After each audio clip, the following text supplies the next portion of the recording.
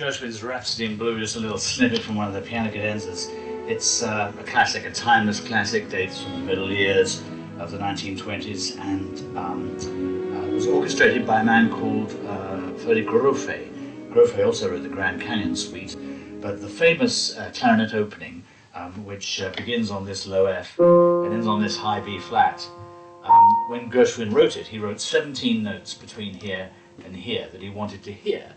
But the clarinetist at the first performance suggested, well, what about this, Mr. Gershwin? How about I scoop up? Mr. Drucker will be playing this at the principal desk chair of the New York Philharmonic for the very last time at our concerts at Summertime Classics. This is an historic thing because Mr. Drucker worked with Mr. Grofé, the orchestrator of Rhapsody in Blue, and had, as it were, a direct connection back to George Gershwin. So this piece, which is going to be played at the piano by Marc-André Hamelin, the brilliant Canadian pianist, is going to be a little poignant, although of course it will also be a tremendous celebration because it's the 4th of July.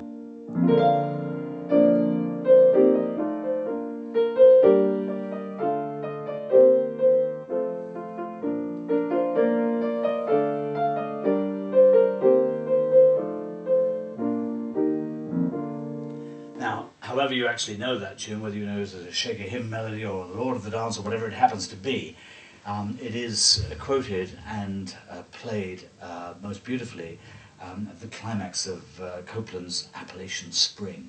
And of course it's a glorious tune and so uniquely American. There's nothing remotely of that kind of flavour from the old world. This is most definitely a new world tune. And Copland, of course, was really the tunesmith of that new world, had a very close association with the New York Philharmonic.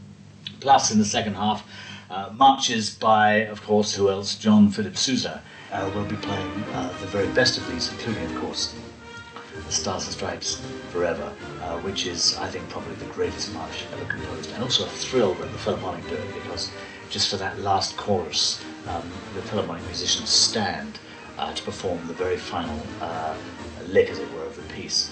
So it's a great occasion, the 4th of July, and for me as a Brit, as I said, it's kind of fun to do, and I think this weekend always falls into our Summertime Classics series. Summertime Classics, born on the 4th of July.